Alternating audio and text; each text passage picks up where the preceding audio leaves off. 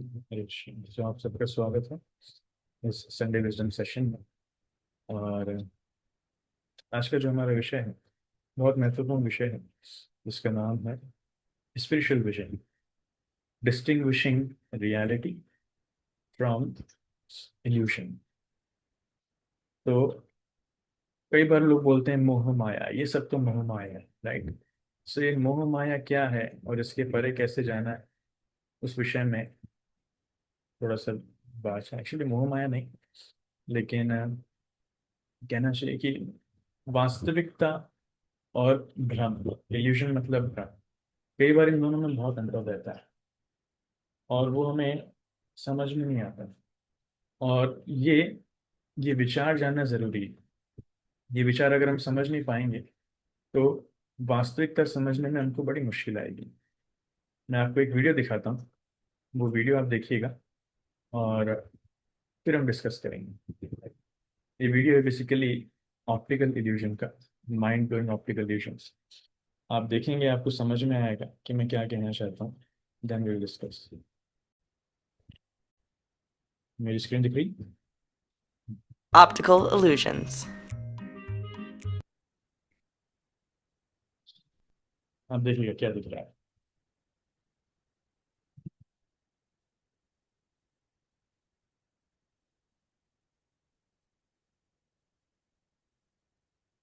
Vantage point to सो ऐसा लग रहा है ना, ये रियलिटी है। जैसे कमरा सीधा दिख रहा है लेकिन ये कमरा टेढ़ा है, जिससे कारण लोगों की हाइट चेंज हो रही है।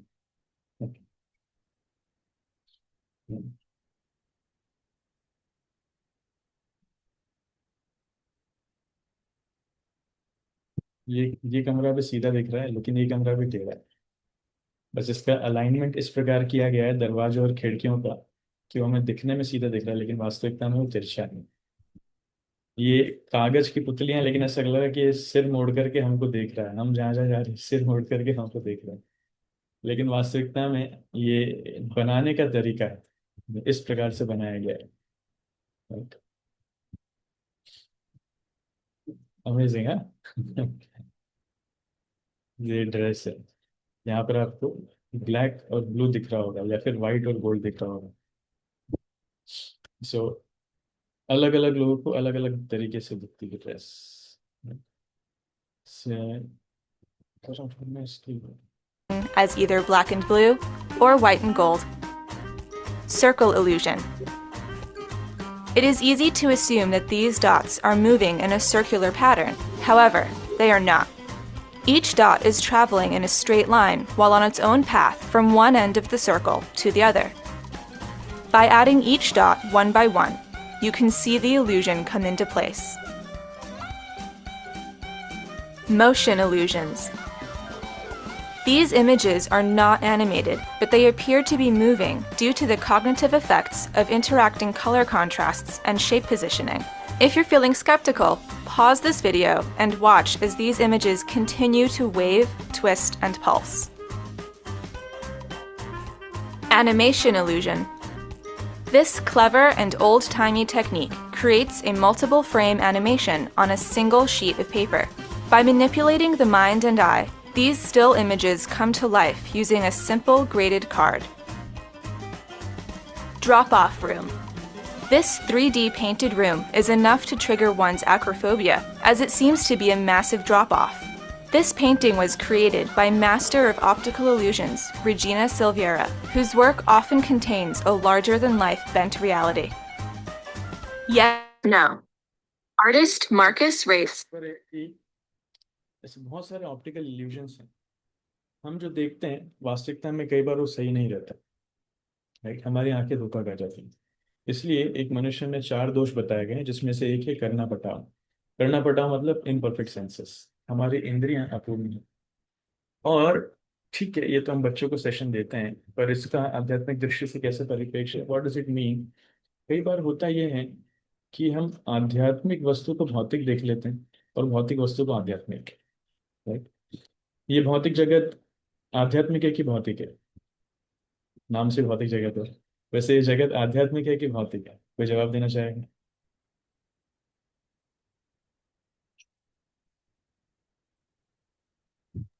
तो बहुत बेसिक क्वेश्चन।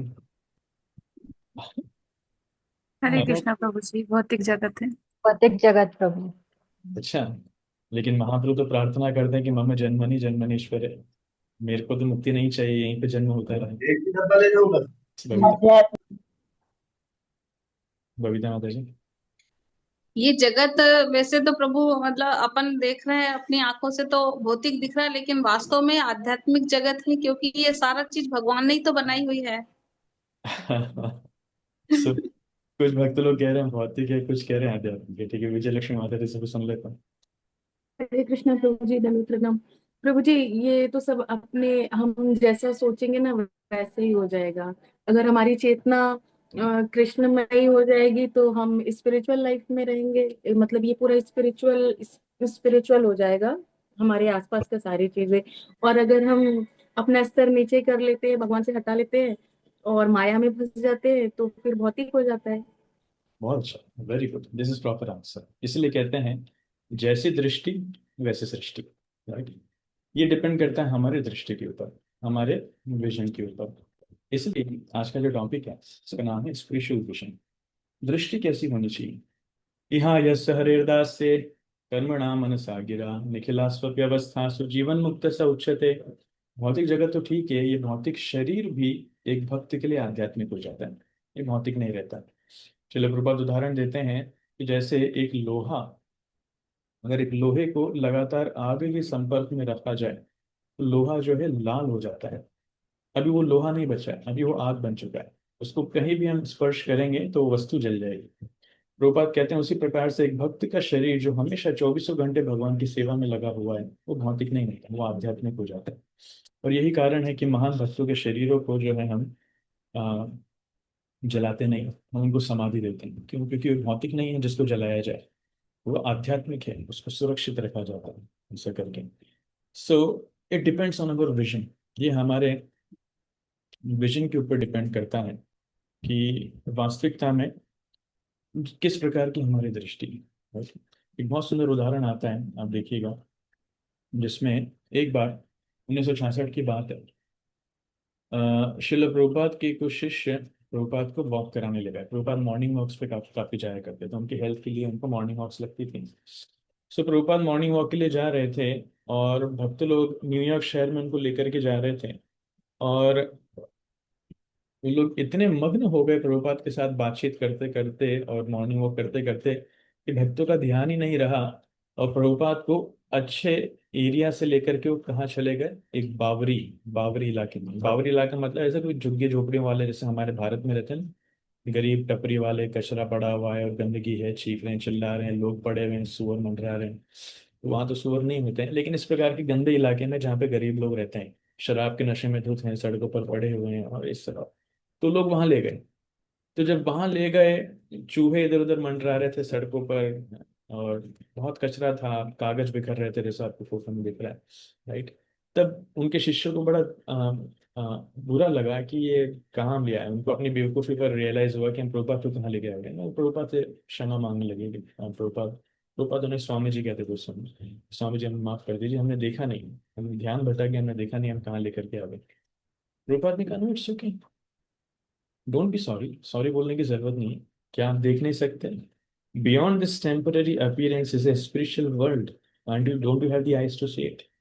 रुपात कह रहे हैं कि इस तथाकथित इस क्षणिक दृष्टि के परे आध्यात्मिक जगत है। आपको दिख नहीं रहा है, आपको देखने के लिए आंखें नहीं है, ऐसा कि बात क्या है। सो प्रभुपाद बावरी में मंडरा रहे हैं, लेकिन बावरी को भी प्रभुपाद किस दृश्य में देख रहे हैं कि इसके परे आध्यात्मिक जगत है। सो प्रभुपाद सिखाना चाहते हैं। सो इसलिए शुद्ध भक्तों का जो विजन है, शुद्ध भक्तों की जो दृष्टि है, उसमें सब कुछ आध्यात्मिक ही होता है। और न सिर्फ इस जगत को आध्यात्मिक देखते हैं, इस जगत में जितने लोग हैं उन सबको भगवान से संपर्कित देखते हैं, अपने आप को भगवान की सेवा के रूप में जानते हैं। उनके लिए कुछ भी भौतिक नहीं, सब कुछ आध्यात्मिक है। इसलिए स्थावर जंगम देखे ना देखे तार मूर्ति, सर्वत्र है निज इष्ट देवी रह स्फूर्ति। कहते हैं स्थावर जंगम देखे, शुद्ध भक्तों का विजन क्या है? या तो चल या अचल, किसी को भी देखेंगे, स्थावर या जंगम मतलब चल या अचल। ना देखे तार मूर्ति, वो उनके बाहरी रूप को नहीं देखते हैं, फिजिकल फॉर्म को नहीं देखते हैं, उनकी मूर्ति को नहीं देखते हैं, फिर किसको देखते हैं? स्थावर जंगम देखे ना देखे तार मूर्ति, सर्वत्र है निज इष्ट देव स्फूर्ति। हर वस्तु को देख करके, हर व्यक्ति को देख करके उनको अपने इष्ट देव भगवान कृष्ण का स्मरण हो जाता है, इष्ट देव स्फूर्ति। राइट। जैसे चैतन्य महाप्रभु के एक महान सेवक थे जिनका नाम था मुकुंद प्रभु, मुकुंद दास। पेशे से वैद्य थे, गृहस्थ थे, लेकिन भक्ति में इतने उन्नत थे, और वो राजा के वैद्य थे। तो एक बार राजा के लिए ट्रीटमेंट करने के लिए गए, तो राजा जहाँ बैठे थे उनके सेवक मोर पंख से उनको हवा कर रहे थे। तो मोर पंख उनके हाथ में देख करके मुकुंद को भगवान कृष्ण का स्मरण आ गया कि कैसे कृष्ण अपने सिर पर मोर पंख धारण करके रखते हैं। बरहा पीड़म नटवर वपु कर्णयो कर्णिकारम। तो बहुत सुंदर भगवान का वर्णन है। तो कैसे भगवान कृष्ण अपने सिर पर मोर पंख धारण करके रखते हैं, और कृष्ण का स्मरण करते करते करते करते वो बेहोश हो गए। सिर्फ अपने उनके हाथ में मोर पंख देखकर ही वो बेहोश हो गए, उनको कृष्ण का स्मरण आ गया। सो इसको कहते हैं, जिस वस्तु को वो देखते हैं निज इष्ट देव स्फूर्ति, उस वस्तु के माध्यम से उनको इष्ट देव भगवान कृष्ण का स्मरण आ जाता है। आचार्य उदाहरण देते हैं कि जैसे मान लीजिए एक माँ है, उसका बच्चा कहीं बाहर गया गर्मी की छुट्टियों में, मान लीजिए दादी के पास गया, नानी के पास गया, तो हमेशा उस माँ को अपने बच्चे की याद आती है। तो जब भी बच्चे के कपड़े देखेगी अपने बच्चे का स्मरण करेगी, बच्चे के जूते देखेगी अपने बच्चे का स्मरण करेगी, खिलौने देखेगी अपने बच्चे का स्मरण करेगी। कुछ भी बच्चे का उसके हाथ में आ जाएगा, अचानक उसके बच्चे का स्मरण आ जाएगा। राइट। इसलिए तो वो प्रेम है, प्रेम के माध्यम से, हर वस्तु के माध्यम से उसको अपने बच्चे का स्मरण आता है। उसी प्रकार से भगवान के भक्त लोग जब भगवान से प्रेम करते हैं, तो इस भौतिक जगत को देखकर ही उनको भगवान का स्मरण आ जाता है। तो उनके लिए भौतिक जगत भौतिक नहीं रहता, उनके लिए भौतिक जगत क्या बन जाता है? आध्यात्मिक बन जाता है। लेकिन वास्तविकता में भौतिक है क्या और आध्यात्मिक है क्या, ये जानना भी जरूरी है। श्रील प्रभुपाद एक बहुत सुंदर उदाहरण देते हैं अपने पुस्तकों में। वो है कहानी story of liquid beauty. Story of liquid beauty क्या है कि यहाँ पर आपको एक बहुत सुंदर स्त्री का फोटो दिख रहा है, और एक बार क्या होता है कि एक व्यक्ति एक सड़क से जा रहा होता है, पुराने समय की बात है। वो गुजर रहा होता है और रास्ते में उसको एक बहुत सुंदर महिला दिखती है। तो वो उसको देख करके आकर्षित हो जाता है उसकी तरफ, और उसके पीछे पीछे जाने लगता है, उसको फॉलो करने लगता है। राइट। पहले के समय में तो कार या बाइक नहीं होती थी, आजकल तो लोग बाइक से फॉलो करते हैं, कार से फॉलो करते हैं, लेकिन ये पैदल ही जाता है उसके पीछे। पैदल पैदल जाने लगता है, जहां जहां वो जा रही है, जिस दिशा में मुड़ रही है उस दिशा में वो जा रहा है, इज फॉलोइंग है। और वो भी समझ जाती है कि व्यक्ति मेरे पीछे है। तो वो जाते जाते अपने घर में प्रवेश करती है, और ये भी उसके घर में प्रवेश करता है। और ये लड़की जो है स्वभाव से आध्यात्मिक होती है। ये लड़का उसकी तरफ, सुंदरता की तरफ इतना मंत्रमुग्ध होता है, आकर्षित होता है, कि जाकर के उसको सीधा प्रस्ताव दे देता है कि मैं आपको बहुत पसंद कर रहा हूँ, और आप मुझे बहुत अच्छे लग रहे हो, मैं आपसे शादी करना चाहता हूँ। तो लड़की आध्यात्मिक दृष्टि वाली होती है, वो कहती है ठीक है, मैं आपकी इच्छा पूर्ति करूंगी, एक काम कीजिए, आप अगले हफ्ते आइए इसी समय, हम दोनों विवाह करेंगे। राइट। अगले हफ्ते मेरे घर पे आइए इसी समय, हम दोनों विवाह करेंगे। तो लड़का बड़ा खुश हो जाता है, क्या बात है, मतलब लव एट फर्स्ट साइट तो हुआ था, और फर्स्ट अटेम्प्ट में सक्सेसफुल भी हो गया, पहली बार प्रपोज किया और उसमें मान भी गई, तो बिकम्स वेरी हैप्पी। से जाता है घर पे, और खुशी खुशी नाचने लगता है। आज तो जैकपॉट लग गया, मतलब इतनी सुंदर स्त्री देखी है, उसको मैंने बोला, प्रपोज किया और मान भी गई। और अगले हफ्ते मेरी शादी भी है, मतलब चट मंगनी पट ब्याह सुना है, तो चट देखा और बट ब्याह देखा, और सीधा शादी की बातचीत हो गई। सो ही बिकम्स वेरी हैप्पी। पूरे हफ्ते भर वो, उसको रात में नींद नहीं आती है, सो एक्साइटेड, अपने आप को तैयार करता है, सजता है, जरता है, कपड़े सिलवाता है, नहाता है, धोता है, क्रीम लगाता है, बहुत कुछ करता है। अगले हफ्ते मेरी शादी है। तो जब अगला हफ्ता आता है, तो बड़े उत्साह के साथ सज धज के अपने हाथों में फूल लेकर वो जाता है उस लड़की से मिलने के लिए। जब जाता है, तो जैसे उस घर में प्रवेश करता है, बाहर कुर्सी पर एक बूढ़ी अम्मा बैठी होती है, जो दिखने में 60 साल की लगती है। तो जाता है, उसको देखता है, और बूढ़ी है, पतली दुबली है, उसकी आंखें अंदर घुसी हुई है, काले काले गड्ढे पड़ रहे हैं, काले निशान हो रहे हैं, हड्डियां दिख रही है शरीर पे। तो जाकर के पूछता है कि ये माता जी, यहाँ पर एक लड़की थी बहुत सुंदर, 16 साल के आसपास की, वो कहाँ है? आज मेरा उससे विवाह है। तो बोले वो लड़की, वो तो मैं ही हूँ। बोले क्या मजाक कर रहे हो आप? 60 साल की बूढ़ी लग रहे हो, वो 16 साल की जवान थी, आप कैसे हो सकते हो? अच्छा, तुम्हें वो सुंदरता चाहिए क्या? वो सुंदरता तुम देखना चाहते हो? बोले हाँ हाँ, मुझे वही सुंदर लड़की देखना है। बोले चलो, मैं तुम्हें सुंदरता दिखाती हूँ। एक काम करो, अंदर चलो, कमरे में है वो सुंदरता। तो उसको कमरे में लेकर के जाते हैं। कमरे में जब लेकर के जाते हैं तो कमरे में क्या होता है कि कमरे में कुछ मटके रखे होते हैं। और लड़की क्या करती है कि उस मटकों में अपनी सुंदरता छुपा के रखती है। कैसे छुपा करके रखती है? पूरे हफ्ते भर वो जो है दवाइयाँ खाती है, जिससे उसको लूज मोशंस और उल्टियाँ होती है, जिसको हम लैक्सेटिव्स कहते हैं इंग्लिश में, राइट। सो लैक्सेटिव्स खाती है, उससे उसको उल्टी और दस्त होने लगते हैं। लेकिन वो सारा लूज मोशंस और वॉमिटिंग, उल्टी दस्त वो इकट्ठा करके मटकों में रखती है। पूरे हफ्ते भर उल्टी दस्त करके इकट्ठा करके मटकों में रखती है। और उसको जाकर के बोलती है कि वो सुंदरता जो है उन मटकों में जाओ, जाकर के देख लो। आप सोचिए, ये हफ्ते भर की उल्टी दस्त को इकट्ठा करके मटके में रखेगा तो उसकी क्या परिस्थिति होगी। तो लड़का जाता है, जैसे उस मटके का ढक्कन हटाता है, इतनी भयानक बदबू और इतना भयानक दृश्य कि उसको देखकर ही वहां पर उल्टी आ जाती है, बेहोश हो जाता है, राइट। और तब उसको समझ में आता है कि वास्तविकता में लड़की कोई साधारण लड़की नहीं, बहुत आध्यात्मिक दृष्टि वाली। सो कहने का तात्पर्य, शिल प्रभुपाद इसको टाइटल देते हैं, this is called liquid beauty. जो सुंदरता हम भौतिक जीवन में देखते हैं इस भौतिक शरीर में, वास्तविकता में ये चमड़ी की सुंदरता है। It is just 1 mm deep, 1 mm गहरी है। लेकिन इसके अंदर अगर हम देखेंगे तो सब कुछ बदसूरत और बदबूदार चीजें इसमें भरी हुई है, चाहे वो मांस हो, खून हो, मल हो, मूत्र हो, ये सारी चीज, राइट। सो ये सुंदरता वास्तविक सुंदरता नहीं। वास्तविक सुंदरता कुछ और है। वास्तविक सुंदरता क्या है? वास्तविक सुंदरता इस शरीर में नहीं, वास्तविक सुंदरता कहीं और है। तो ये कहानी श्रील प्रभुपाद बताते हैं, फिर प्रभुपाद अपने शिष्यों से पूछते हैं, चलिए बताइए कि आप सबको इस कहानी से क्या सीखने को मिला। और वही चीज मैं आपसे पूछना चाहता हूँ, चलिए बताइए आप सबको इस कहानी से क्या सीखने को मिला। कौन बताना चाहेगा?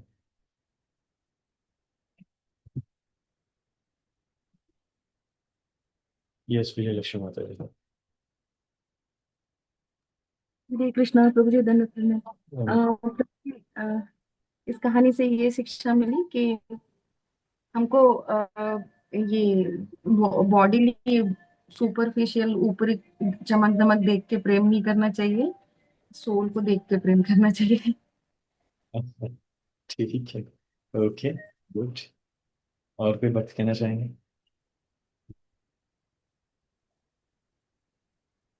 और कोई कहेंगे प्लीज कुछ? हरे कृष्णा प्रभु जी, दंडवत प्रणाम। प्रभु जी, मैंने इससे यह शिक्षा ली कि हमें मनुष्य से ही प्रेम क्यों करना है। हमें उस आदि शक्ति कृष्ण से प्रेम क्यों नहीं करना है, जो प्रेम के भंडार हैं। हमें इस मनुष्य जाति से प्रेम नहीं करना, हमें कृष्ण से प्रेम करना। हमें ये शिक्षा मिली। बहुत सुंदर, बहुत सुंदर। संतोषी माता जी।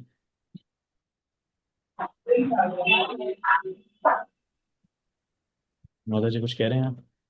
जैसे ये शिक्षा पा रहे हैं, जैसे ये शरीर जो है प्रभु जी, शरीर से मोह नहीं रखना चाहिए। क्योंकि बहुत सारे लोग होते हैं जो सुंदरता को लेकर जो अहंकार होता है, और उसमें जो अहंकारता आता है उसमें हम मतलब कृष्ण जी को भूल जाते हैं, असली मनुष्य जीवन का लक्ष्य भूल जाते हैं। तो इसमें शरीर कुछ नहीं है, मतलब एक ना एक दिन तो ये शरीर मिट जाएगा, अपने कर्मों के हिसाब से हमको शरीर मिलता है। पर जो है हमें बचपन से ही भगवान की भक्ति और प्रेम करना चाहिए। ये शिक्षा मिला। हरे कृष्ण। शरीर से मोह नहीं रखना चाहिए। अधिकतर लोग दुनिया में अपने आप को ये शरीर मानते हैं और शरीर को सुंदर रखने के लिए, सजाने धजाने के लिए कितने खर्चे करते हैं, कितना अरेंजमेंट करते हैं, बाप रे। हजारों लाखों करोड़ों रुपए, अरबों रुपए खर्चा करते हैं। लेकिन हम शरीर है ही नहीं, एक ना एक समय शरीर मरेगा। माइकल जैक्सन की इच्छा थी कि वो कम से कम 100 साल जीना चाहता है। उसने अपने पास 52 डॉक्टर्स की टीम रखी, 52 या फिर ऐसे कुछ था। हमेशा 50-52 डॉक्टर्स उसके साथ में चलते थे, हल्का फुल्का कभी कुछ होता था तो वो डॉक्टर्स उसको ट्रीट कर देते। वो कोई रिस्क ही नहीं लेना चाहता था कि उसको बीमारी हो। लेकिन फिर भी माइकल जैक्सन जो है 55-56 साल की उम्र के, ज्यादा लंबा जी नहीं पाया। तो कितने ही अच्छे डॉक्टर्स क्यों ना हो, कोई व्यक्ति कितना ही फेमस धनवान क्यों ना हो, शरीर तो एक ना एक समय मरने वाला है। और वास्तविकता में शरीर सुंदर नहीं है, इसलिए इससे ज्यादा मोह नहीं होना चाहिए। ज्यादा क्या, इससे बिल्कुल भी मोह नहीं होना चाहिए। Thank you. और कोई बात कुछ कहना चाहता हूँ? हरे कृष्ण प्रभु जी। यस माता जी, बोलिए। प्रणाम प्रभु जी। प्रणाम, प्रभु प्रणाम। जी, हमें आत्मा से प्रेम करना चाहिए क्योंकि वो भगवान का अंश है। और हमारा हमारा शरीर तो अंदर से हड्डी और खून, मल मूत्र इत्यादि से बना हुआ है। इसलिए हमें शरीर से प्रेम नहीं करना चाहिए, आत्मा से करना चाहिए। क्योंकि वो भगवान का अंश है और उसको पवित्र रखना चाहिए। ठीक है, ठीक है, आत्मा से करना चाहिए, मेनली परमात्मा से करना चाहिए, परमात्मा के माध्यम से सभी लोगों से करना चाहिए जो वास्तविकता में आत्मा है। यस, हरे थैंक कृष्णा प्रभु। यू। Yes Sanjay bro. प्रभु, जो माता जी थी जो आध्यात्मिकता से जुड़ी हुई थी, तो उन्होंने देखा कि शादी के बाद शायद भगवान से भक्ति में वो रुकावट बन रही थी, शादी उस लड़के के साथ। तो उन्होंने उस रुकावट को दूर करने के लिए जो अपनी सबसे जो ब्यूटी है उनकी, तो ब्यूटी को ही उन्होंने त्याग दिया भगवान से प्रेम करने के लिए। सच्चाई दिखाती थी लोग। हाँ, वास्तविकता में लोग आकर्षित होते हैं इस शरीर से, लेकिन जब ये शरीर में कुरूपता आ जाती है, जब समय के साथ साथ, अब होता क्या, इट्स फैक्ट, जब जवानी में लोग अच्छे सुंदर दिखते हैं, लेकिन समय के साथ साथ कोई मोटा हो जाता है, किसी की तोंद निकल जाती है, किसी के गाल भर आते हैं, तो धीरे धीरे वो सुंदरता खत्म हो जाती है, और फिर लोगों का आकर्षण भी खत्म हो जाता है, इसलिए लोगों के बीच में लड़ाइयाँ झगड़ा चालू हो जाते हैं। भागवत में वर्णन आता है, दाम्पत्य रति में वही। कलयुग में परिस्थिति ये है कि लोग शादी करेंगे सिर्फ अपनी इंद्रिय तृप्ति पूरी करने के लिए। जहां उनकी इंद्रिय तृप्ति नहीं हो पाएगी, लोग सुंदर नहीं बचेंगे, उनकी इच्छाओं की पूर्ति नहीं कर पाएंगे, तो डाइवोर्स, डाइवोर्स ले लेते हैं लोग। ये कलयुग कलेक्शन है। तो शरीर के ऊपर ध्यान नहीं देना चाहिए, वास्तविकता में हमें ध्यान देने के लिए कौन है, आत्मा है। सो जो लेसन मैं आपको बताना चाह रहा था, यहाँ से सुनिएगा, बहुत सुंदर लेसन है। वो ये है कि जो सुंदरता है, वास्तविक सुंदरता, वो इस शरीर में नहीं। ये शरीर तो हड्डियों का, मांस का, खून का, मज्जे का बना हुआ एक पदार्थ है, लेकिन इसको सुंदर बनाने के पीछे जो कारण है वो है आत्मा। और आत्मा भी सुंदर क्यों है? क्योंकि भगवान का अंश है, राइट। सुंदर है इसका मतलब रूप है, आत्मा का रूप है। और वो सुंदर क्यों है? क्योंकि भगवान का अंश है, इसका मतलब भगवान का भी रूप है। तो भौतिक जीवन में हर हर एक भौतिक जगत में हर एक वस्तु परिवर्तनशील है। जो आज जवान है कल वो बूढ़ा होगा ही होगा, फॉर श्योर। जो आज बूढ़ा है कल वो मरेगा ही मरेगा, फॉर श्योर, इसका कोई अपवाद नहीं है। लेकिन आत्मा कभी बूढ़ी नहीं होती, आत्मा हमेशा नित्य वैसी ही बनी होती है। और ये शरीर जिस पर हमको इतना अहंकार है, जैसे ये आत्मा शरीर से निकलती है, ये शरीर वास्तविकता में ये सिर्फ एक बैग बन जाता है, एक पोटली बन जाता है, जिसमें मांस है, खून है, रक्त, ये सिनेमा, इतना सब कुछ है। तो भले ही फेमस फिल्मी स्टार्स क्यों ना हो, मृत्यु के बाद कहीं के नजदीक नहीं जाना चाहता, सब शरीर पूरा करके आते हैं, सब लोग डरते हैं। सो ये रियलिटी है, this is the harsh reality of this world, this is the harsh reality of this body. इसलिए जब हम भक्ति जीवन में आते हैं तो सबसे पहला लेसन हम यही समझते हैं कि वास्तविकता में वास्तविक सुंदरता, रियल सुंदरता जिसको हम बोलते हैं, वो है भगवान। और एक आत्मा का संबंध भगवान से जब जुड़ जाता है तो उस संबंध में वास्तविक सुंदरता है, राइट। इसलिए अ, भगवान को कहते हैं, भगवान आद्यम पुराण पुरुषम नव यौवनम च, भगवान सबसे पुराना है लेकिन फिर भी नव यौवनम च, बहुत सुंदर है, उनका रूप कैसा है, नव यौवनम। और भगवान सत्य है, परम सत्य है, और भगवान सर्वश्रेष्ठ सुंदर भी है। ऐश्वर्य से समग्र से वीर्य से यश श्रिय ज्ञान वैराग्य काप्युक्त नाम भगांगनाम। तो भगवान के 6 ऐश्वर्यों में से एक ऐश्वर्य है सुंदरता। भगवान इतने सुंदर हैं जिनको देख करके हर एक व्यक्ति हो जाता है, राइट। ये सुंदरता हमें जाननी चाहिए, ये भगवान की सुंदरता है जो हमें सीखना चाहिए। जहां तक इस भौतिक जगत की बात है, इस भौतिक जगत को आध्यात्मिक दृष्टिकोण से देखने की बात है, तो ये डिपेंड करता है कि हमारे स्तर पर। देखिए, कुछ लोग ऐसे हैं जो इस जगत को मिथ्या बताते हैं, ब्रह्म सत्य जगत मिथ्या, राइट। कि ब्रह्म आध्यात्मिक वस्तु ही सत्य है, ब्रह्म सत्य है, और ये जगत जो है ये मिथ्या है। लेकिन प्रश्न ये आता है, क्या वास्तविकता में ये मिथ्या है? हम जो अनुभव कर रहे हैं यहाँ पर, हम मान लीजिए आप जिस शरीर में हैं, स्त्री के शरीर में है, कोई पुरुष के शरीर में है, तो आपके जो अनुभव है क्या मिथ्या है? आपके जो परिवार के साथ आपके संबंध हैं, किसी के पति हैं, किसी की पत्नी है, बच्चे हैं, माता पिता हैं, क्या ये सब मिथ्या है? उनके साथ जो आदान प्रदान हो रहे हैं सब मिथ्या है? आप इतना सुंदर सुंदर भोजन कर रहे हैं, प्रसादम खा रहे हैं, क्या वो मिथ्या है? राइट। इतने खुश आप कीर्तन में डांस कर रहे हैं, क्या वो मिथ्या है? कभी आपको कष्ट मिल रहे हैं, दुख मिल रहा है और नाना प्रकार की व्यथाएं व्याधियां मिल रही हैं, क्या वो मिथ्या है? तो जो जितने अनुभव हैं हम सब मिथ्या है। इतने साल हमको इस भौतिक जगत में हो चुके हैं, हम सो रहे हैं, खा रहे हैं, उठ रहे हैं, जाग रहे हैं, पढ़ रहे हैं, कमाने जा रहे हैं, संबंध बना रहे हैं, बहुत कुछ कर रहे हैं, सब मिथ्या है। क्या सिर्फ एक वाक्य किसी ने अगर कह दिया तो उसके बेसिस पर हम मान ले सब मिथ्या है? नहीं। इसलिए वैष्णव दर्शन क्या बताता है? ब्रह्म सत्य जगत मिथ्या, ये मायावाद दर्शन है। ये वास्तविकता शास्त्र का निचोड़ नहीं है, शास्त्र का निर्देश नहीं है, ये मायावाद दर्शन है। वैष्णव दर्शन है कि ये जगत मिथ्या नहीं है, ये जगत अनित्य है, it is temporary, this world is not evolution, it is temporary. Right. तो जैसे यहाँ पर उदाहरण दिया गया है कि एक व्यक्ति जब स्वप्न देखता है, जब एक व्यक्ति स्वप्न देखता है तो स्वप्न देखने में उसका जो अनुभव है, वो अनुभव जब तक वो स्वप्न देख रहा है तब तक वो अनुभव उसको वास्तविक मिलता है। राइट। लेकिन जैसे स्वप्न टूट जाता है उसके बाद वो अनुभव कहाँ छूमंतर होता है पता नहीं पड़ता।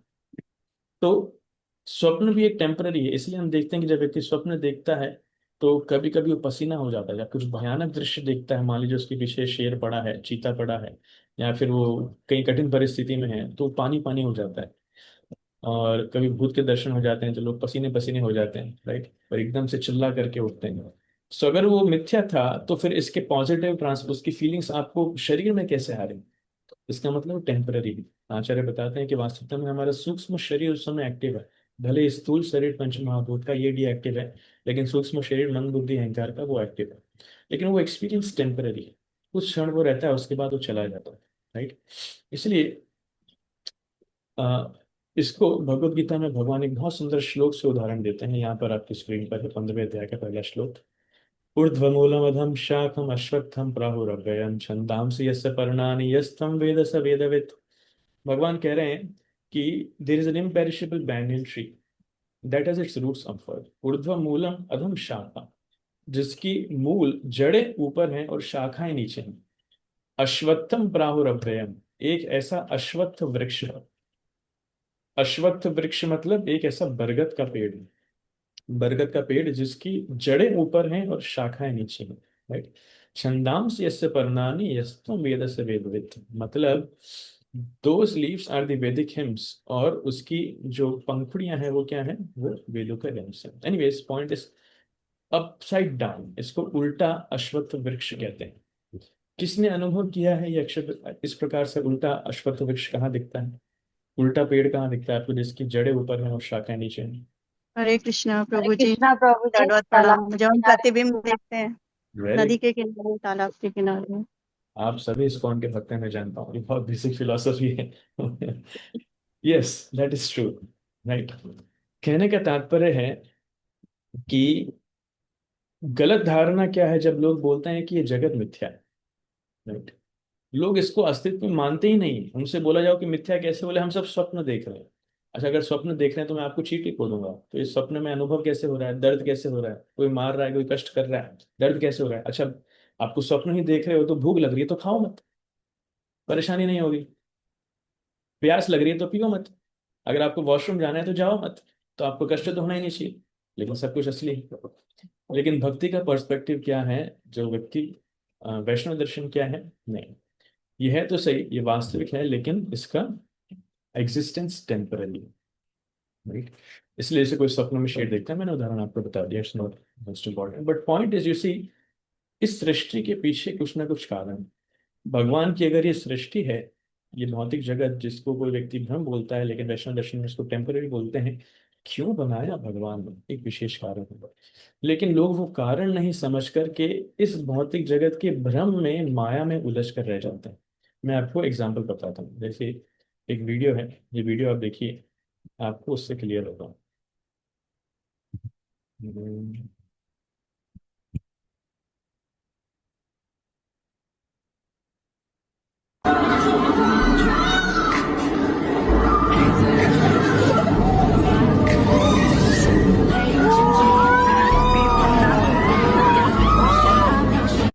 इसको कैसे आजकल ऐसे ऐसे थिएटर्स आ चुके हैं जिसमें चारों तरफ स्क्रीन लगती है और व्यक्ति को ऐसा लगता है कि वो दूसरी दुनिया में प्रवेश कर चुका है। राइट, मैं आपको दोबारा दिखाता हूँ।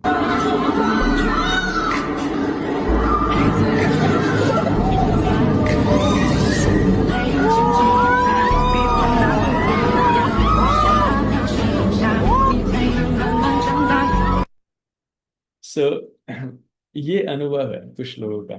कहने का तात्पर्य है कि लोग कई बार इस वर्चुअल रियलिटी को इतना रियल मान लेते हैं कि इसके बाहर आना नहीं चाहता। जैसे बच्चे जब वीडियो गेम्स खेलते हैं ना, तो वो इतना घुस जाते हैं उस वीडियो गेम में कि उससे निकलना नहीं चाहते, घंटों घंटों बैठ करके वीडियो गेम खेलते हैं। राइट, हमारे समय में हम जो वीडियो गेम्स खेलते थे तो बहुत सरल वीडियो गेम आते थे, रिमोट के माध्यम से चलते थे। कॉन्ट्रा करके आता था जिसमें लड़ाई झगड़ा होता था, और एक मारियो करके आता था, उसको छलांग लगाता था वो। राइट, सो ऐसे बहुत सिंपल वीडियो गेम्स आते थे। आजकल के वीडियो गेम्स बहुत अलग होते हैं। आजकल के वीडियो गेम्स में लाइव वीडियो गेम्स चलते हैं, 3 4 लोग, 5 लोग, 10 लोग एक साथ खेल रहे हैं, एक दूसरे को मार रहे हैं, गोलियां चला रहे हैं। और आजकल तो वर्चुअल रियलिटी का बड़ा सा चश्मा लगा करके वीडियो गेम खेलते हैं, वो पूरी दुनिया से अलग हो जाते हैं। वो कोई क्रिकेट खेल रहा है तो रूम में जाकर के दीवार पे भिड़ता है, और कोई टीवी को फोड़ता है, पता नहीं क्या क्या करता है। सो इतना रियल एक्सपीरियंस देना चाहते हैं कि व्यक्ति को लगता है कि मैं वास्तविकता देख, ये वास्तविकता है। जैसे आप महाकाल मंदिर में जाएंगे तो आपको वर्चुअल रियलिटी शो दिखेगा। यहाँ पे बड़ा सा चश्मा लगाएंगे, आपको लगेगा कि आप साक्षात भस्मारती के दर्शन कर रहे हो, आप गर्भगृह में बैठे हो। राइट, सो ऐसे अलग अलग अनुभव होते हैं। This is called virtual reality. So अगर कोई व्यक्ति उस वर्चुअल रियलिटी को एक्चुअल रियलिटी मान लेगा तो उसको क्या कहना चाहिए? वो मूर्ख है। Right, this is not actual reality, this is virtual reality. उसी प्रकार से ये जो भौतिक जगत है, this is called material world, it's not real world. ये जो अश्वत्थ वृक्ष का उदाहरण देने का तात्पर्य ये था कि अगर भौतिक जगत वो रिफ्लेक्शन है, पानी में अगर वो रिफ्लेक्शन जैसा दिख रहा है, तो एक्चुअल रियलिटी कौन सी है? वो है आध्यात्मिक जगत। ये हमें सीखना चाहिए। राइट, इस वर्चुअल रियलिटी के एक्सपीरियंस बहुत होते हैं। और होता क्या है कि आजकल लोग इसको इमोशन से भी कनेक्ट करते हैं। It's not only about scene. जब बारिश आती है तो आपको पानी की बूंद दिखेगी, आपके शरीर में पानी की बूंदें मिलेंगी। जब आप किसी खुशबूदार आप गार्डन में गए जहाँ पे रोजेस है तो आपको रोज की खुशबू मिलेगी। तो ऐसे पांचों इंद्रियों को एक्सपीरियंस वो देना चाहता है। मैं आपको दूसरा वीडियो दिखाता हूँ, उसमें आपको पता पड़ेगा कि ये एक्सपीरियंस है जिसको कहते हैं कि जब व्यक्ति ट्रेनिंग लेता है एयरप्लेन चलाने की, तो उसको सिमुलेटर में बिठाया जाता है जहां पर उसको एक्चुअल एक्सपीरियंस मिलता है कि अगर पायलट की सीट में मैं बैठा हूं तो कैसे कंट्रोल करूंगा। ये उसका वीडियो आप लोग देखिएगा, तो आनंद आएगा। Okay, maybe, maybe.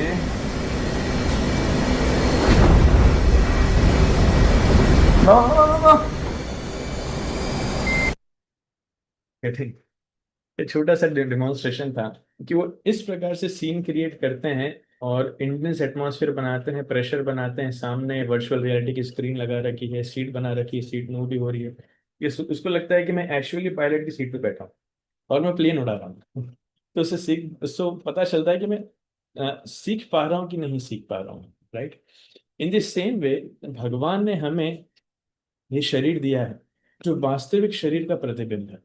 भगवान ने हमें ये जगत दिया है जो वास्तविक आध्यात्मिक जगत का प्रतिबिंब है। भगवान ने दूसरे लोग दिए हैं जो वास्तविक आत्माओं के प्रतिबिंब है।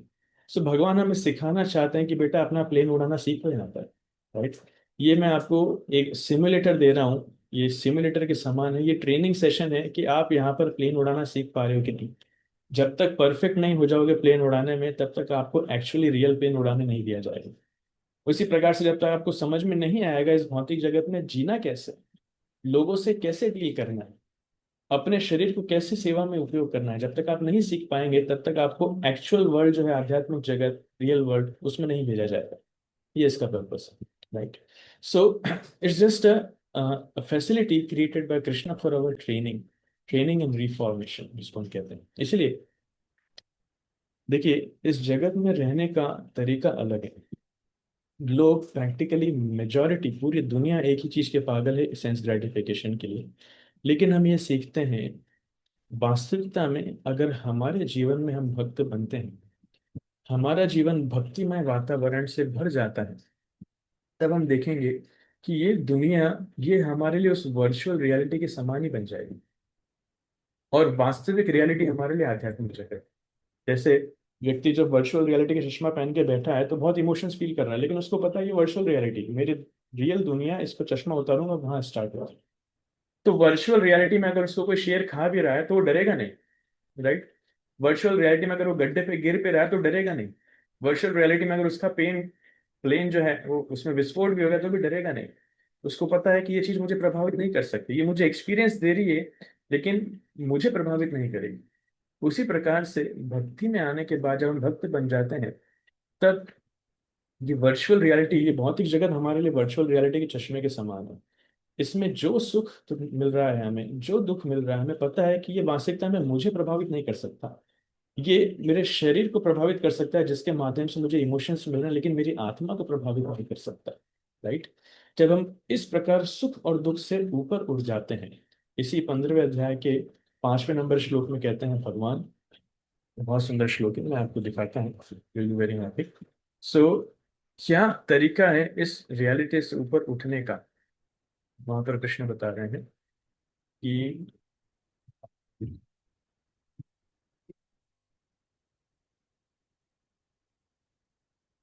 बहुत सारे श्लोक हैं, लेकिन क्योंकि भगवान जिस सीरीज में इसको बोल रहे हैं मैं उसी सीरीज में आपको बता रहा हूँ। अश्वत्थ वृक्ष की एनालॉजी एक्सप्लेन करने के बाद भगवान बता रहे हैं, निर्माण मोहा जित संग दोषा अध्यात्म नित्या विनिवृत्त कामा द्वंद्वैर्विमुक्तः सुख दुख संगैर गच्छन्ति अमूढ़ा पदम अव्ययम तत्।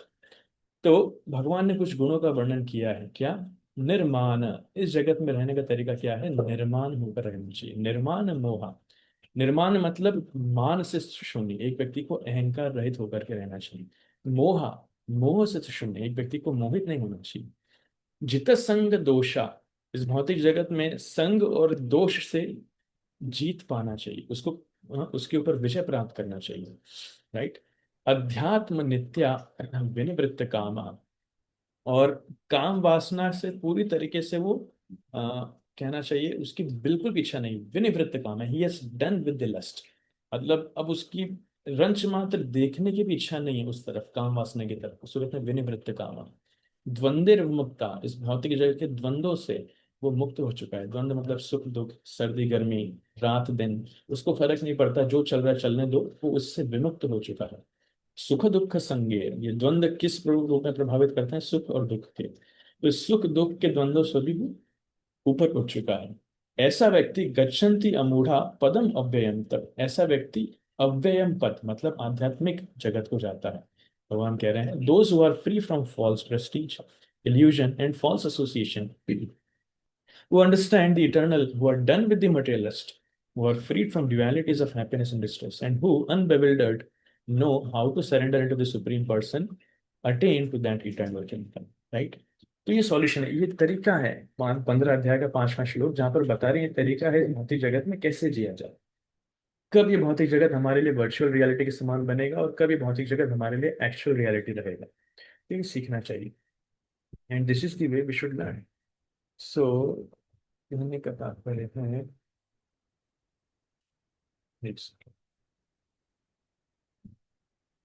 जब बात करते हैं उसकी इल्यूजन की और रियलिटी की, इट्स अ रिलेटिव टर्म। वही चीज जो आज हमें रियल लग रही है वही चीज हो सकता है हमें कल इल्यूजन लगे, वही चीज जो आज हमें इल्यूजन लग रही है वही चीज हो सकता है हमें कल रियल लगे। So just we need to see कि हम किस परिप्रेक्ष्य में बात कर रहे हैं। भक्तों के रूप में हमें जानना चाहिए जीवन जीने की कला क्या है।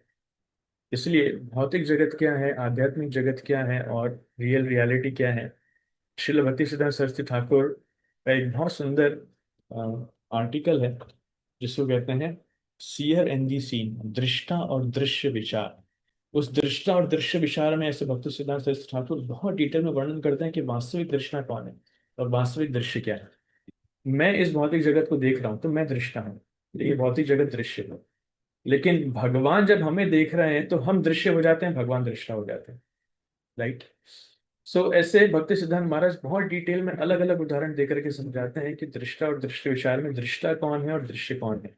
अब मैं देख रहा हूँ, भौतिक शरीर किसी को देख रहा है, आंखें देख रही है, तो दृष्टा कौन है? आंखें नहीं, लेकिन आंखें दृष्टा नहीं, वास्तविक दृष्टा है आत्मा। आत्मा इसके माध्यम से भौतिक जगत को देख रहा है, तो भौतिक भौतिक शरीर भी दृष्टा नहीं है, दृष्टा है वास्तविकता में आत्मा। आत्मा में वो शक्ति कहाँ से आ रही है? वो शक्ति आ रही है भगवान से। तो वास्तविक दृष्टा कौन है? भगवान है। ऐसा करके बहुत डिटेल में एक्सप्लेन करते हैं, इसको सीखना चाहिए अध्यात्मवादी को। So it's relative term. बहुत सुंदर इसमें कहानी आती है। क्या आध्यात्मिक है, आई मीन क्या भौतिक है, क्या रियल है, क्या इल्यूजन है, क्या रियल है। एक ब्राह्मण, आप सबने सुनी है ये कहानी, जस्ट फिर भी एक बता रहा हूँ। एक ब्राह्मण, उस वो बहुत गरीब था। उसके मन में इच्छा थी कि वो भगवान की सेवा करना चाहता है, लेकिन धन नहीं था, संसाधन नहीं थे। तो एक बार भागवत कथा में जाकर के बैठता है। भागवत कथा में वर्णन आता है, लोग बोलते हैं कि भगवान की सेवा मन से भी की जा सकती है। मन में भगवान की हम विग्रह दर्शन करके, मन में भगवान के दर्शन करके मन से उनकी सेवा करेंगे, मन ही मन, तो भगवान वो सेवा भी स्वीकार करते हैं। तो ये इतना खुश हो जाता है कि किस प्रकार वसुदेव ने, जब कृष्ण का जन्म होता है तो वो कारागार में होते हैं, तो मन ही मन उन्होंने 10 लाख गाय जो है वो दान में दी थी। तो ऐसे बहुत सारे वर्णन सुनकर के खुश हो जाता है। बोले ठीक है, मेरा अगर सामर्थ्य नहीं है, धन नहीं है, तो मन में भगवान की सेवा कर सकता हूँ। तो एक निर्धारित समय बैठ जाता है वो ध्यान करने, और आंखें बंद करके बैठा है, और आंखें बंद करके मन ही मन भगवान के लिए फीस्ट बना रहा है, भोग लगाने के लिए बहुत सुंदर व्यंजन बना रहा है। हाँ, पूड़ी, पकौड़े, सब्जी, दाल चावल, स्वीट्स, उसमें एक स्वीट राइस भी बना रहा है। ये वो स्वीट राइस बना रहा है, तो देखता है कि काफी देर हो गई, दूध गर्म हो गया, उसमें चावल डाल दिए हैं, चावल जो है पके कि नहीं। तो अपना उंगली डाल करके चेक करता है चावल पके कि नहीं, पर जैसे ही उतनी उंगली डालता है, अचानक से उसकी उंगली जल जाती है। कितनी गर्म होती है स्वीट राइस, खीर। और उस कारण से उसका ध्यान टूट जाता है। जब ध्यान टूट जाता है तो बाहर देखता है कि वास्तविकता में उसकी उंगली जल गई है। और ये दृश्य देखते हैं वैकुंठ से भगवान, और देख करके हंसने लगते हैं। लक्ष्मी देवी पूछती है, क्यों हंस रहे स्वामी? तो बताते हैं कि मेरा भक्त इस प्रकार से लीला कर रहा था। तब भगवान अपने दूतों को भेजते हैं कि जाओ, अब वो योग्य हो चुका है मेरे पास आने के लिए, तो उसको लेकर के आओ। तब एक वाहन आता है वैकुंठ से इनको लेने के लिए। तो वो पिक्चर आपको यहाँ पर दिख रही है। सो दिस इज हाउ। अब देखिए, मन में भगवान की सेवा करना वो इल्यूजन नहीं है, वो भ्रम नहीं है, दैट बिकम्स अ रियलिटी। तो भक्तों के लिए रियलिटी क्या है, इल्यूजन क्या है, ये देखना बहुत जरूरी है, देखना बहुत जरूरी है। इस पिक्चर में आपको दिख रहा है कि ये जो अश्वत्थ वृक्ष है, जो बरगद का पेड़ है, नीचे जो परछाई में बरगद का पेड़ है, ये भौतिक जगत है, राइट। इस भौतिक जगत का आधार है इंद्रिय तृप्ति, इसलिए यहाँ पर लिखा है मटेरियल प्लेजर। और इसके ऊपर जो बीच की बाउंड्री है, इसको कहा जाता है कि ये आध्यात्मिक आकाश है। लेकिन इसके ऊपर जो वास्तविक अश्वत्थ वृक्ष है, वो आध्यात्मिक जगत है, राइट। जहाँ पर आध्यात्मिक फुलफिलमेंट, भगवान की सेवा, सच्चिदानंद, वो सब कुछ महत्वपूर्ण है। और प्रोपा जी इसमें एक्सप्लेन कर सकते हैं, प्रोपा जी इसमें एक्सप्लेन करते हैं, तात्पर्य में बताते हैं कि देखिए, अश्वत्थ वृक्ष का उदाहरण क्यों दिया गया है? अश्वत्थ वृक्ष का उदाहरण इसलिए दिया गया है क्योंकि उसकी जड़ें इतनी गहरी होती हैं और इतनी सारी होती हैं, पता ही नहीं पड़ता कि वास्तविक जड़ कौन सी है। और ये नीचे आकर के आपस में इतनी गुत्थी हो जाती है, इनकी इतनी उलझ जाती है कि एक व्यक्ति फंस जाता है।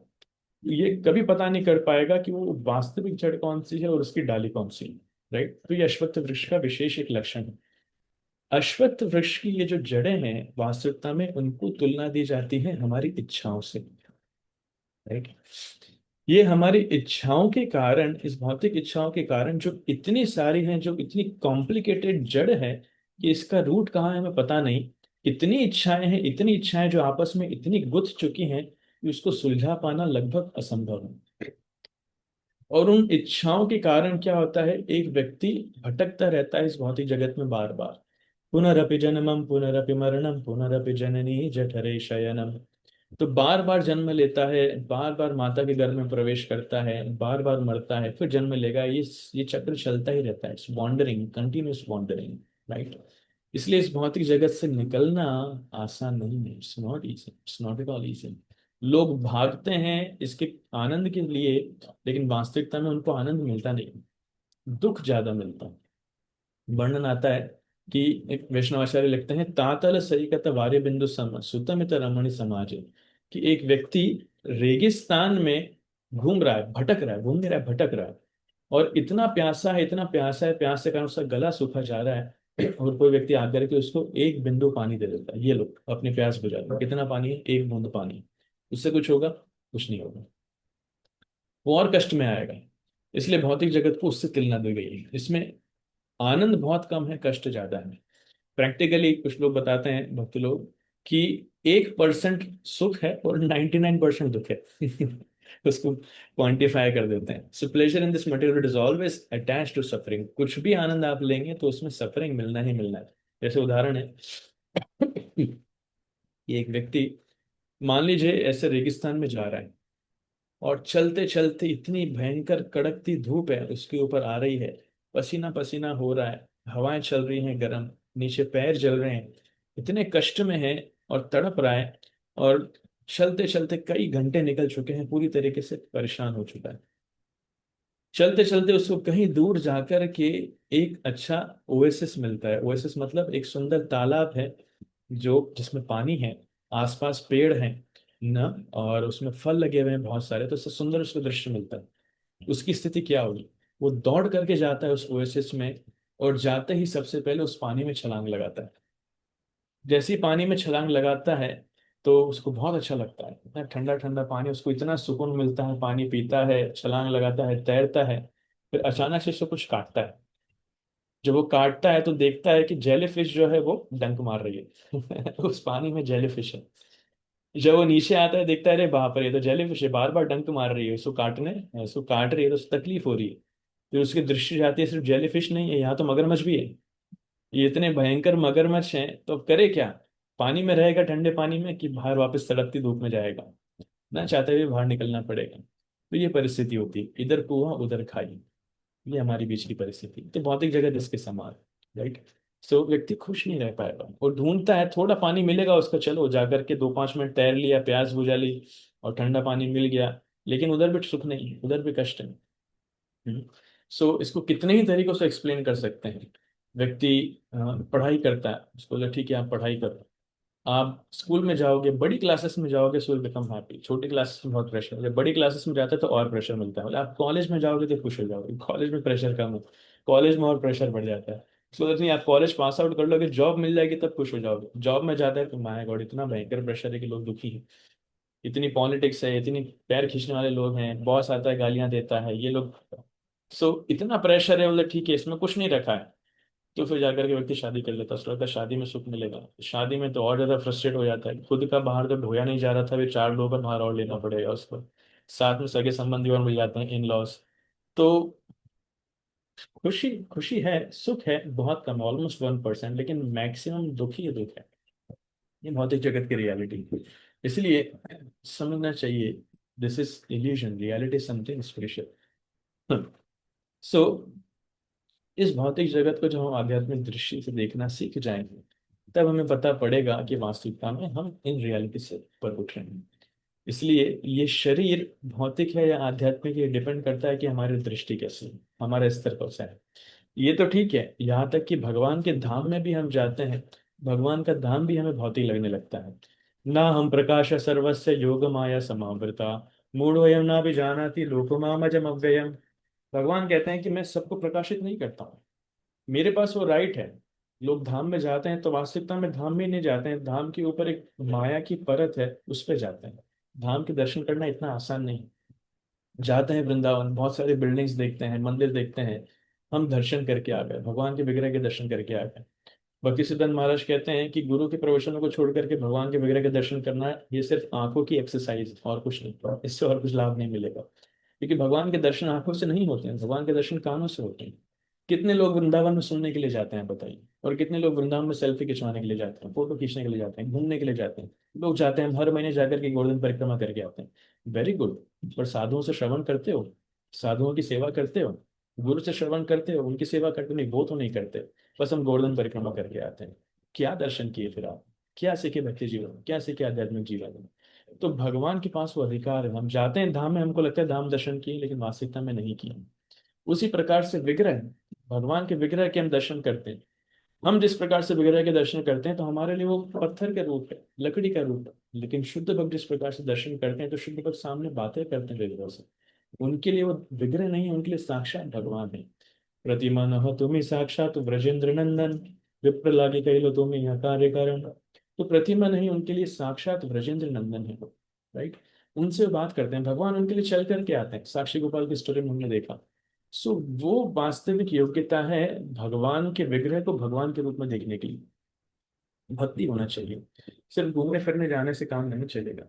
ये आध्यात्मिक दृष्टिकोण डेवलप करना बहुत जरूरी है।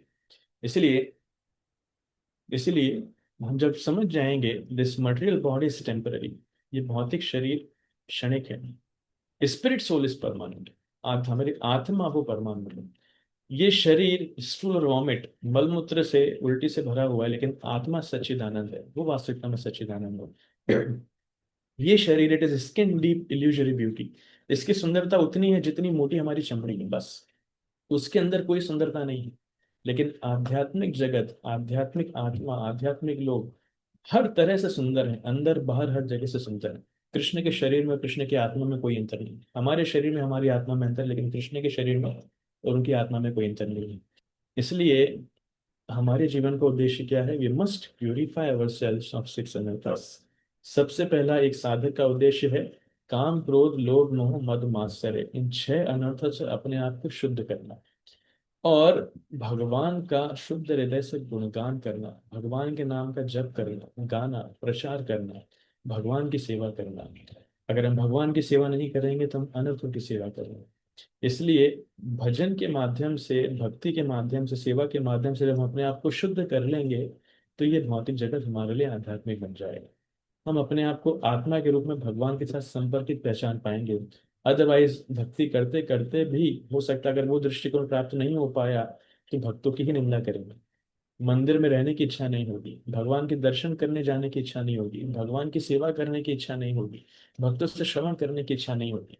तो ये आध्यात्मिक वस्तुएं भी भौतिक लगने लगेंगी। दोष किसका है? दोष हमारी दृष्टि का है। इसलिए यथा दृष्टि तथा सृष्टि। Thank you so much. I will stop here. Hare Krishna. किसी का कोई प्रश्न हो तो ले सकते हैं। यस महाराज माता जी। हरे कृष्ण प्रभु जी, नमः प्रणाम। प्रभु जी, इसी जो पश्चोत्तर योग में जो श्लोक नंबर 16 है, इसमें प्रभु जी बताया गया है कि जीव 2 प्रकार के होते हैं, एक चित्त और अचित्त। तो प्रभु जी जैसे ये जो भौतिक जगत का जीव है जिसका क्षय होता है और आध्यात्मिक जगत का क्षय नहीं होता। और प्रभु जी हम एक जगह में ये भी बोलते हैं कि भगवान को भी अच्युत बोला जाता है। तो थोड़ा सा इसमें प्रभु जी मुझे समझा दीजिए जरा इसका। वाह, मैं आपको श्लोक दिखा देता हूँ क्योंकि आपने श्लोक पूछा है। श्लोक नंबर 16। हाँ, द्वाप्यमं पुरुषौ लोके क्षरश्चाक्षर एव च, क्षरः सर्वाणि भूतानि कूटस्थोऽक्षर उच्यते। 2 प्रकार के पुरुष होते हैं, क्षर, अक्षर एव च। क्षर और अक्षर, क्षर मतलब जिनका पतन होता है और अक्षर मतलब जिनका पतन नहीं होता है। इसको सिंपल टर्म्स में बोलते हैं, क्षर मतलब नित्यबद्ध जीव जो इस भौतिक जगत में गिरते हैं, अक्षर मतलब नित्य मुक्त जीव जो कभी नहीं गिरते हैं। राइट। अक्षर सर्वाणि भूतानि कूटस्थ अक्षर उच्यते। तो सभी लोग एक प्रकार से इन this material world every living entity is called, इस भौतिक जगत में सभी लोग क्षर हैं जिनका पतन हो चुका है, लेकिन आध्यात्मिक जगत में सभी लोग अक्षर हैं, वो नित्य मुक्त हैं। It's very simple. तो क्या भगवान का कभी पतन होता है? कभी नहीं। इसलिए भगवान कौन है? क्षर है कि अक्षर है? भगवान अक्षर है, इसलिए भगवान का एक नाम है अक्षर गोविंद। अक्षर नयन, अक्षर भगवान का नाम है। और इस अक्षर को ही हम शब्दों के माध्यम से समझते हैं, जो हम लिखते हैं ना क ख ग घ, उसको भी अक्षर कहते हैं। राइट। क्योंकि ये शब्द हमें आध्यात्मिक ज्ञान समझने में मदद करते हैं, इसलिए ये भी अक्षर है, इनका पतन नहीं होता। इसलिए भगवान का नाम जब हम लिखते हैं तो वो अक्षर है, वो साधारण नाम नहीं, वो भगवान से अभिन्न है। Thank you Prabhu ji. So much. Lalita Mata ji. हरे कृष्णा प्रभु जी, दंडवत प्रणाम। हरे कृष्ण। प्रभु जी जैसे अब जहाँ हम रह रहे हैं वहां पे हम ये हमेशा हमारे विचार में आए कि हम जहाँ रह रहे हैं ये गोलोक वृंदावन धाम है, ये जो खा रहे हैं भगवान का प्रसाद है, चल रहे हैं तो ये मोड़ी मातक की मतलब सड़कें बनी हुई है, तो ये विचार मतलब हमारे मन में हमेशा रहे तो ये कैसे हो सकता है प्रभु जी? हाँ, एक तरीका है, हम जबरदस्ती अपने आप को इस विचार को बनाने में फोर्स कर सकते हैं। नहीं नहीं, हम जहाँ रह रहे वृंदावन है, भले मन में नहीं आ रहा लेकिन फिर नहीं नहीं, ये तो वृंदावन है। तो एक तरीका है कि हम बौद्धिक दृष्टि से समझ सकते हैं। जब हमने सीख लिया है एटलीस्ट थ्योरेटिकली, तब हम इसको बुद्धि के माध्यम से देख सकते हैं। दूसरा है साक्षात्कार। तो साक्षात्कार तभी होगा जब हमारे अनर्थ कम होंगे। जितनी मात्रा में अनर्थ कम होंगे भक्ति के माध्यम से, उतनी मात्रा में हमें साक्षात्कार होता जाएगा। तब हमें जबरदस्ती फोर्स नहीं करना पड़ेगा अपने आप को। इसलिए जब तक साक्षात्कार नहीं होता तब तक बुद्धि के माध्यम से समझना चाहिए, ज्ञान के माध्यम से समझना चाहिए। राइट। ठीक है प्रभु जी। हरे कृष्ण। विजयलक्ष्मी माता जी। हरे कृष्णा प्रभु जी।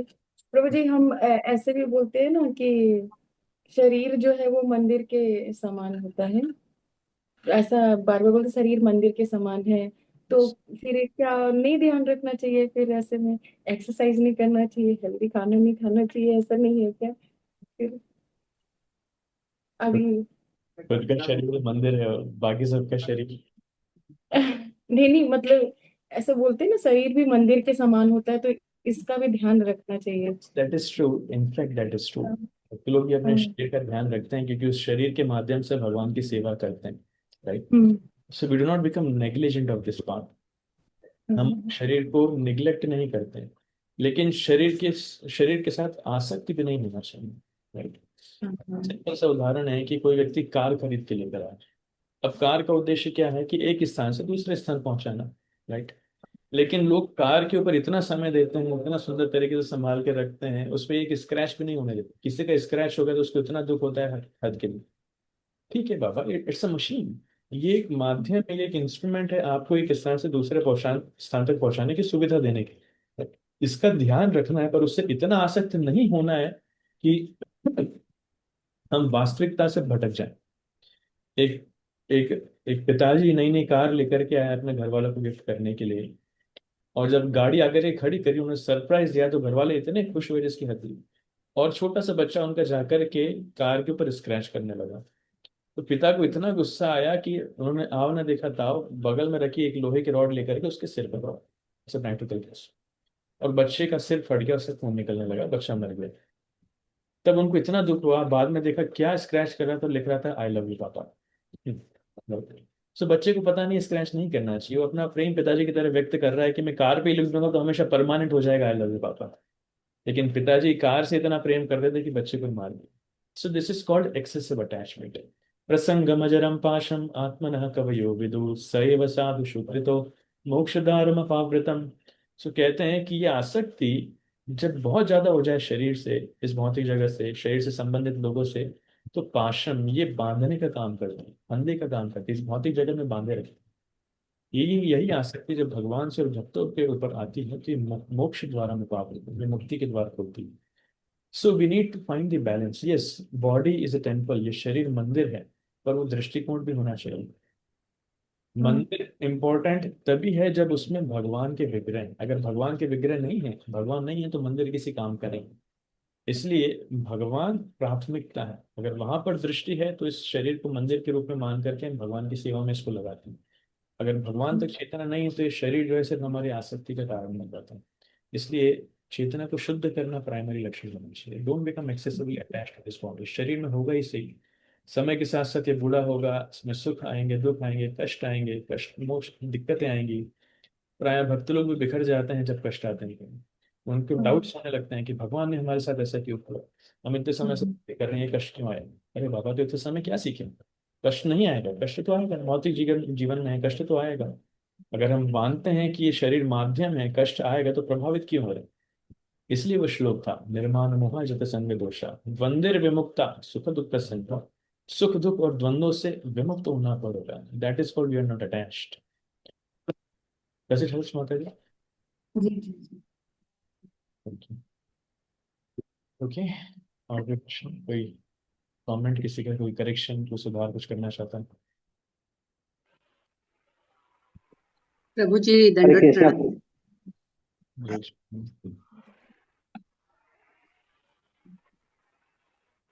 पूछ रहे हैं कोई कुछ? Anyone asking? हरे कृष्णा प्रभु जी दंडवत प्रणाम। मेरा प्रश्न यह था प्रभु जी कि जब हम भक्ति की ओर अग्रसर होते हैं तो उसमें रुकावटें बहुत आती है। फॉर एग्जाम्पल, जैसे मेरा भी स्मूथली चल रहा था, अभी मुझे अपने पैर में, मैं वॉशरूम में स्लिप हो गई तो मेरे घुटने में प्रॉब्लम आ गई। तो वो कहीं ना कहीं ऐसे इस टाइप की कुछ प्रॉब्लम आती रहती है, तो इसके लिए क्या किया जाए?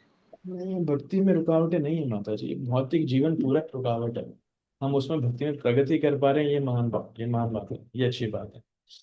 सो अगर कोई भक्ति कर रहा है या नहीं कर रहा है उससे फर्क नहीं पड़ता। जो भक्ति नहीं कर रहा है, क्या उनका पैर नहीं फिसलता, क्या उनको चोटें नहीं आती, क्या उनका एक्सीडेंट नहीं होता? तो भक्ति करने नहीं करने से उसका कोई संबंध नहीं है।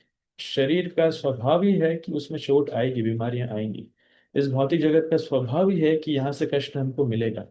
लेकिन भक्ति करने का मतलब है कि हम इन सुख में हो चाहे दुख में हो, हर परिस्थिति में भगवान की भक्ति कैसे करना है ये सीख पाओ, विदाउट एनी कंप्लेंट्स। शरीर के साथ जो होना है प्रकृति के नियम के साथ में तो होगा ही सही। इसलिए गोपियों से सीखना चाहिए, कितने ही सुख हो चाहे दुख हो, और भगवान की भक्ति हमेशा करते हैं। आश्लश्वापादृतां पिनष्ठुमाम अदर्शनाम वर्णतां करोतु वा यथा तथा विदधातु लंपटो मत प्राणनाथस्तु स एव नापरः। भगवान आप चाहे हमें गले लगाएं या हमें लात मार करके भगाएं, हम हमेशा आपकी सेवा करते रहेंगे, क्योंकि हम आपकी दासी हैं। हम हमेशा आपका स्मरण करते रहेंगे, हम चाह कर भी आपको हमारे मन से हटा नहीं पा रहे। तो सुख और दुख से फर्क नहीं करना चाहिए। ये भक्ति करने के कारण नहीं है, भौतिक जीवन का स्वभाव है, हमारे कर्म फल हैं जो निकलेंगे ही निकलेंगे। राइट। थैंक यू प्रभु जी। ज्यादा चोट तो नहीं है वैसे, ज्यादा कष्ट तो नहीं है? हाँ प्रभु जी, थोड़ा चलने में, पहले तो मूव करने में प्रॉब्लम हो रही थी, तो अभी पेन किलर खा रही हूँ, तो उससे थोड़ा मूव तो कर पा रही हूँ, लेकिन है दर्द तो है काफी मुझे। तो अभी कल डॉक्टर का अपॉइंटमेंट मिला है, कल जाऊंगी मैं। ध्यान रखिएगा। और एटलीस्ट भगवान ने आपको जी समय जी दिया है, ये भी ज्यादा कुछ काम काज करने की जरूरत नहीं है, बस एक जगह बैठो, भागवत पढ़ो और नाम जप करो, और कुछ करने की जरूरत नहीं है। जी थैंक यू। ओके। जी प्रभु जी, हरे कृष्णा। तो माधुरी माता जी हरे आपको। हरे कृष्ण प्रभु, नमस्कार। हरे कृष्णा। प्रभु बहुत अच्छा, बहुत सुंदर क्लास प्रभु। प्रभु जी, अभी आपने बताया कि दुखालय शाश्वतम है, और यहाँ पे सभी लोग कष्ट ही भोग रहे हैं, और यहाँ पे सबको कष्ट ही मिलना है। लेकिन कुछ जगह वैष्णव लोग बताते हैं कि ये जो हमारे मंदिर स्पॉन्सर हैं, ये जितने भी मंदिर हैं, ये सब वैकुंठ, प्रभुपाद भी बताते हैं कि ये सब वैकुंठ के अंश हैं, सभी हम वैकुंठ धाम में हैं। यस। लेकिन प्रभु जी अभी कुछ कुछ हम वैष्णव के मुंह से सुनते हैं कि हम यहाँ पे इतना अच्छा प्रचार करेंगे, यहाँ पे इतनी अच्छी भक्ति करेंगे, इसी भौतिक जगत को ही हम वैकुंठ धाम बना देंगे, और हम यस। सब यहाँ पे वैकुंठ में रहेंगे। तो प्रभु जी, एक्चुअली वो कौन सा विचार है, वो किस परिप्रेक्ष्य में कहाँ बोलते हैं कि भौतिक दुखालय शासन तक को भी वो वैकुंठ बना सकते हैं? वो कैसे कैसे है, वो थोड़ा समझा देंगे थोड़ा सा? नो, अगेन मैं इसका आंसर ऑलरेडी कर चुका हूँ, इट्स सेम थिंग। देखिए, भक्ति के माध्यम से जब हमारी चेतना शुद्ध हो जाती है, तब ये भौतिक जगत भौतिक नहीं रहेगा, ये आध्यात्मिक बन जाता है। राइट। वृत्रासुर भी भगवान से प्रार्थना करते हैं, न नाक पृष्ठम न च पारमेष्ठम न सार्वभौमम न रसाधिपत्यम न योग सिद्धिरपुनर्भवम वा मयि यसा त्वाम न योग सिद्धिरपुनर्भवम वा। What is the last time? किसी को याद है? तो कहने का तात्पर्य है कि वो जानते हैं मैं भौतिक जगत में हूँ, लेकिन फिर भी भौतिक जगत से निकलने की प्रार्थना नहीं करते, वो भगवान की सेवा की प्रार्थना करते हैं, भगवान के भक्तों की संगति की प्रार्थना। और चैतन्य महाप्रभु भी हमें यही सिखाते हैं, न धनम न जनम न सुंदरम कविता व जगदीश कामये मम जन्मनि जन्मनीश्वरे भवतात् भक्ति रहे तु कि त्वयि। भौतिक जगत में रह रहे हैं, मुक्ति की प्रार्थना नहीं कर रहे हैं, मम जन्मनि जन्मनीश्वरे, लेकिन साथ साथ भौतिक जगत में रह करके न धनम न जनम न सुंदरम, धन जन सुंदरी इनमें से किसी से आसक्त नहीं। किससे आसक्त हैं?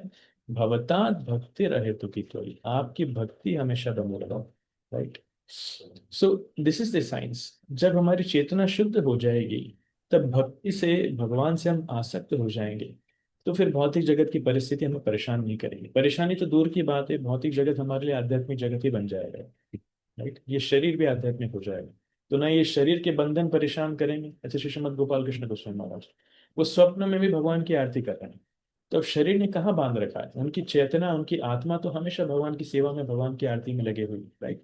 तो शरीर का बंधन भी उनको नहीं बांध पा रहा है। तो ये दृष्टि होती है, ये शुद्धता भक्ति के माध्यम से जब शुद्धता आती है तो सब कुछ आध्यात्मिक हो जाती है, वो स्तर काफी ऊंचा है। थैंक यू, हरे कृष्ण। सुमाधुरी माता जी को प्रश्न था। हरे कृष्णा वैसे तो क्वेश्चन हो गया, thank you so much. Leelavati दीदी ने पूछ लिया और आपने भी बता दिया। तो मुझे जैसे यहाँ पे सुनते हैं कि मतलब दुखालय अशाश्वत है, मतलब है हमें यहाँ पर दुख ही मिलेगा। और अभी ये भी हम सुनते हैं कि भक्तों से कि हमारी कॉन्शियसनेस को हमें इम्प्रूव करते रहना, हमें धाम ही की तरह इसको देखना है मतलब। पर अगर इस तरह से देखते तो गलतियां भी बहुत होती है, और जब धाम में अपन रहते हैं तो एक गलती भी ज्यादा हो जाती है। तो एक तो ये टॉप पॉइंट रहता है कि इस कॉन्शियसनेस पे कितना रहना है। और दूसरा, अगर हम यही रहते हैं कि हम तो धाम में हैं, तो फिर हमें यहाँ से जाने का मन भी तो नहीं करेगा ना। हाँ, इसलिए तो महाप्रभु प्रार्थना नहीं करते हैं जाने की। जितने महान आचार्य हैं वो प्रार्थना नहीं करते। एक जगह भगवान से संगति की, भगवान से सेवा की इच्छा होनी चाहिए। और जब वो स्तर आता है, व्यक्ति किसी भी स्थिति में रह करके भगवान की सेवा कर सकता है। Anyways, what is most important point, हम जो बातें कर रहे हैं बहुत ऊंचे स्तर की, ना मेरा उस स्तर का साक्षात्कार है ना आप लोगों का, लेकिन हमारे लिए जरूरी है कि हम अभी अनर्थ निवृत्ति की स्टेज को क्रॉस करें। हम भक्ति को इतना सिंसियरली फॉलो करें कि अनर्थों से हम जितने परेशान हो रहे हैं, काम क्रोध लोभ मत मात्सर्य, जिनके कारण हमें भौतिक जीवन में बड़ा कष्ट हो रहा है और समस्याओं से हम आ रहे हैं, तो उन अनर्थों को हम पार करें भक्ति के माध्यम से। That is most important for us. और इस भौतिक जीवन को हम आध्यात्मिक जीवन में, आध्यात्मिक जगत में देख पाएंगे कि नहीं, इस भौतिक शरीर को आध्यात्मिक देख पाएंगे कि नहीं, दूसरों को आध्यात्मिक देख पाएंगे कि नहीं, it's a matter of realization. ये भगवान की कृपा से अपने आप भविष्य में होगा। Right? सबसे महत्वपूर्ण हमारे लिए है कि हमारा ध्यान होना चाहिए, जो श्लोक था, निर्माण मोह जित संग दोषम, कि हम हमारे अंदर जो अनर्थ है, मान है, दोष है, काम है, क्रोध है और द्वंद्व से हम परेशान हो रहे हैं, इस सब से ऊपर उठने का प्रयास करें भक्ति के माध्यम से। तो ज्यादा फोकस हमारा होना चाहिए भजन क्रिया पर, कितना अच्छे से हम नाम जप कर सकते हैं। राइट, हम बात कर रहे हैं आध्यात्मिक भौतिक की, लेकिन जब हम नाम जप करते हैं, सबके लिए बोल रहा हूँ, इंक्लूडिंग माई सेल्फ, तो इतना खतरनाक नाम जप होता है पता नहीं, इतनी नींद आती है, इतने विचार आते हैं मन में, इतनी वासनाएं आती है, किसी से लड़ाई झगड़ा हो गया तो उसको देख करके क्रोध आता है, किसी को देख करके बुरा लगता है, तो कल कुछ हो गया तो आज विचार उसी के चलते रहते हैं। तो नाम जब तो हो ही नहीं पाता वास्तविकता में। अगर हम 16 माला कर रहे हैं तो 16 माला में से 50 मंत्र भी ध्यान पूर्वक सुन लिए तो बहुत बड़ी बात हो जाती है। राइट, एक माला भी पूरी ध्यान पूर्वक सुन ली तो बहुत बड़ी बात हो जाती है। सो हमारी भजन क्रिया, उसमें बहुत आवश्यकता है इम्प्रूवमेंट की। रूपा जी की पुस्तकों को हम पढ़ते हैं तो जैसे पुस्तक खोलते हैं नींद आने लग जाती है, सो जाते हैं। Right? श्रवण हम करते हैं, जैसे श्रवण करते हैं तो प्यार कहीं हम चले जाते हैं। सो जिस गुणवत्ता का साधना हमारी होनी चाहिए वो गुणवत्ता की साधना नहीं है। इसलिए साधक के रूप में हमारे सारे प्रयास उसमें होने चाहिए कि कितनी गुणवत्ता हम ला सकें हमारी साधना में, चाहे वो नाम जप हो, चाहे कीर्तन हो, साधना हो, श्रवण कीर्तन हो, भक्तों की सेवा हो, गुरु का संग हो।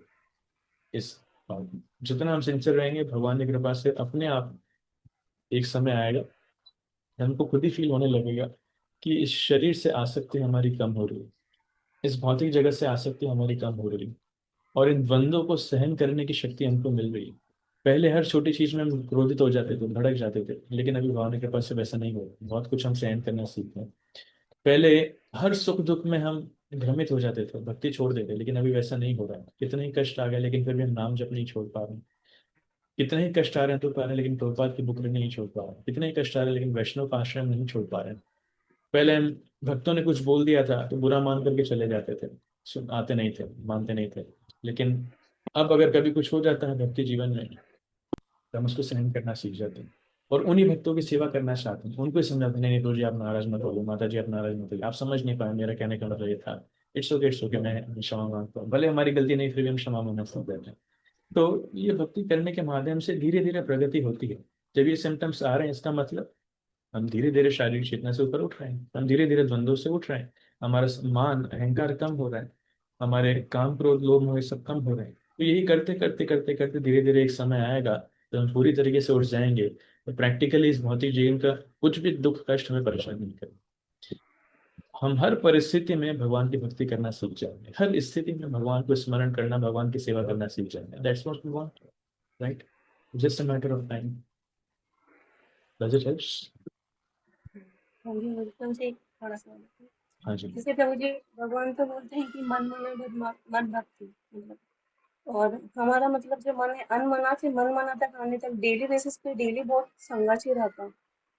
और मतलब कितना कुछ हम सुनते हैं पढ़ते भी हैं, लेकिन जब खुद फेस करते हैं ना पर्सनली, तो ये सब भूल ही जाते हैं, बिल्कुल भूल जाते हैं। तो मतलब दूसरों को अगर बताना पड़े तो तुरंत हम एक्टिव हो जाते हैं, लेकिन खुद की बारी पे तो हम भूल ही जाते हैं। तो राइट। ऐसा क्यों होता है?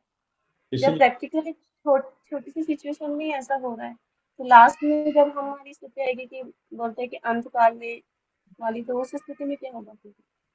बहुत अच्छा प्रश्न, बहुत अच्छा प्रश्न।